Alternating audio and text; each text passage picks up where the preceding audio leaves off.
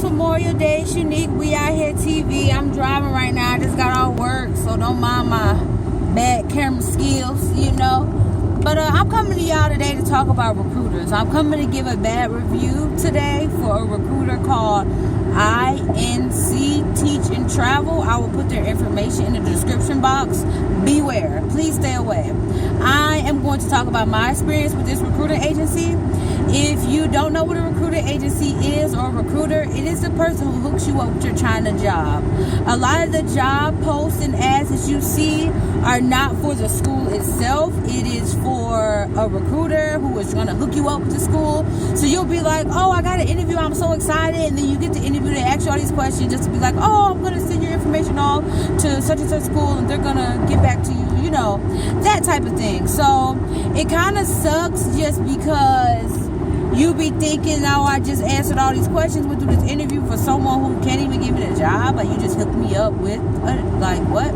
So, but I found that this is the Chinese way. This is how they do things. So, I've got plenty of recruiters now. I send my resume out to all these different jobs, and that's how you get recruiters. So, one of them, sorry I keep not looking at the camera, you guys. Like I said, I'm driving. I'm on my way home from work. I meant to make this earlier, but I was working on one of my papers, so gotta excuse me. But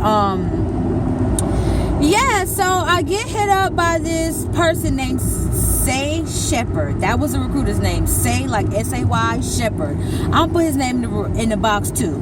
So this man, you know, he hits me up. He's all nice. We do the interview. He asks me a bunch of questions. He does the same thing every other recruiter does and tells me that he's going to get back to me in X amount of time with the school for an interview. I'm like, okay, great. So, however, you know, much time goes by, and then he hits me up and he's like, hey, I got an interview for you with a school called Optimum English. I'm like, great. So I do the interview. Optimum English is like Linyi, China. I'm sure I'm not spelling it right. I can put that in the description box as well. Starts with an L, ends with a Y or I or something like that.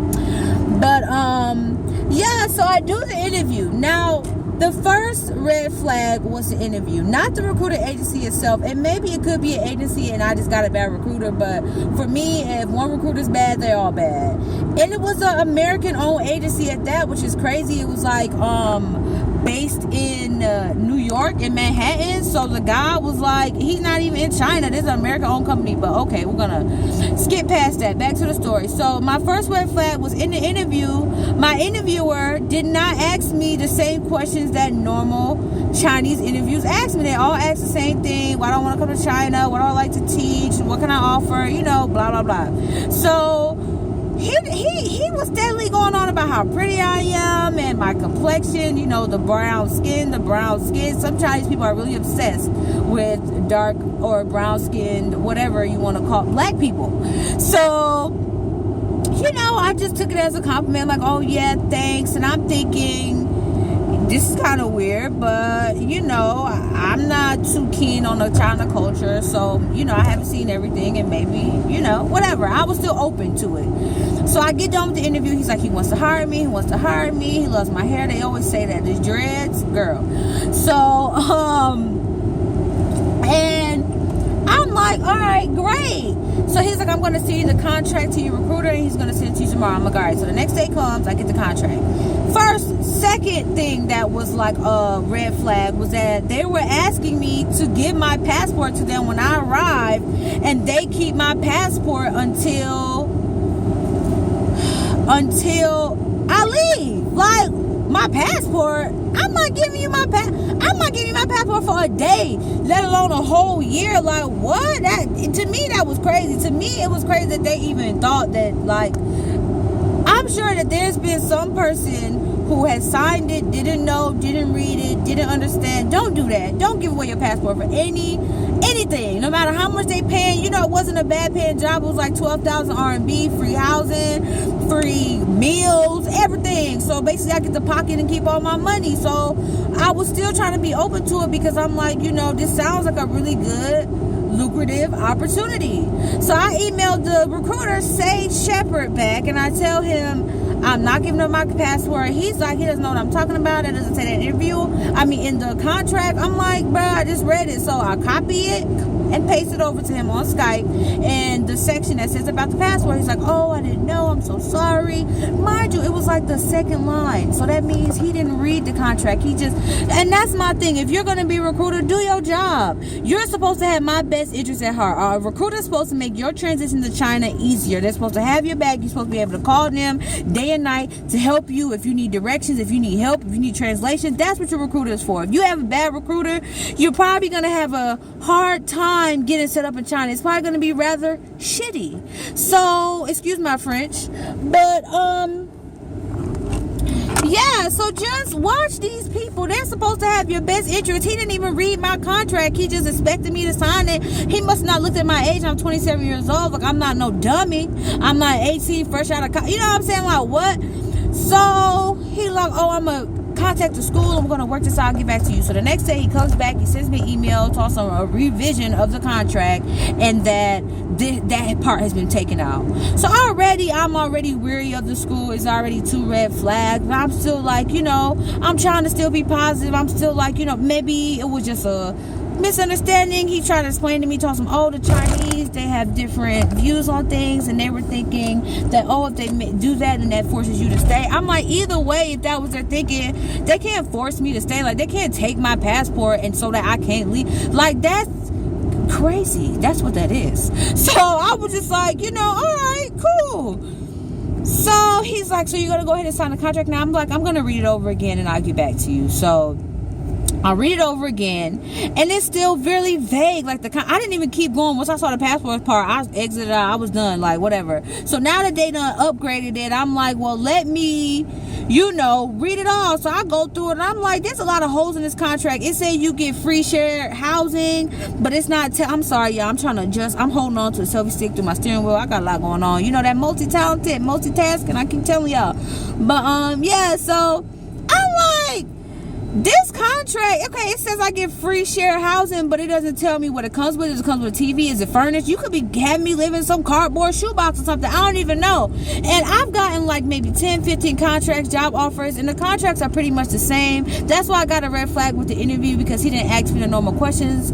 And I've, gotten pretty much a good experience with it or whatever, as far as what to expect. So when I get the contract, usually the contracts that they offer housing, they're like, we give you a TV. It's furnished with a bed, this and third, washer and dryer, or Western style toilet. Now, if you know anything about China and been watching these videos, they do not use regular toilets, bruh. They had these holes in the ground. I wouldn't say holes, but these commodes in the ground that kind of is like a little elevator, and you were supposed to squat and use that or whatever. So I mean, according to like the doctor, that they had the better way as far as your colon and all this other stuff, as far as how your body flows and things come out. You're supposed to squat and not sit. That's the American way. Whatever. I need a regular toilet. So usually in the ads, they'd be like Western style toilet or Western style apartment living or Western style bathroom, because in China, when you turn on the shower, the whole bathroom gets wet. Yes, the whole bathroom, meaning if you had a towel in there, shoes in there, whatever, it's everything getting wet, which is crazy to me. So you'll have these schools that will boast about that. They'll let you know what you're getting, what you're not getting. If it comes with a TV, free internet access, roommate, whatever it is, they let you know. And in this contract, it didn't say any of that. It just said I got free shared housing. We could have been in the same bedroom or something. One thing about the Chinese is you have to watch them with these contracts. What they try to do is be vague so they could get you on the okie doke and some BS. So you need to read between the lines and see that they trying to, dick you over. So I hit up Sheppard. I'm going to keep saying his name so you can know who not to go to if you do decide to use INC Teach and Travel after this review. What kind of, I still have some questions. It's very vague. I'm sorry, y'all. Oh, man. Hold on. I'm coming back. I'm not making this video over, so we're going to have to just deal with that today. I'm sorry. But, yes. So basically, I'm like, it's vague. It's not telling me about the apartment. He's like, I'm going to email them and ask them. I'm like, okay, great. He's like, was there any other questions that you need answered? And he had like a little attitude, but I just try to pay it because he was, a part of the family. And if you're part of the family, you know what I'm talking about. So, they kind of be a little tooty. So I kind of, just try to let it ride. I was just like, whatever, man. Just work my stuff out. It's whatever. So, I'm like, yeah, you know what? I do have some more questions when he asked me that. And he's like, okay. And I'm like, well, it says that I have administration hours, but in the description that you sent me, you put that there were no office hours, aka administrative hours, and that I'm sorry, I'm pulling into my neighborhood, so the selfie stick is through the steering wheel, y'all. So I'm trying to do a lot, and I'm sorry. You probably look at my I had to make this video over because this ain't gonna work. And it's depressing.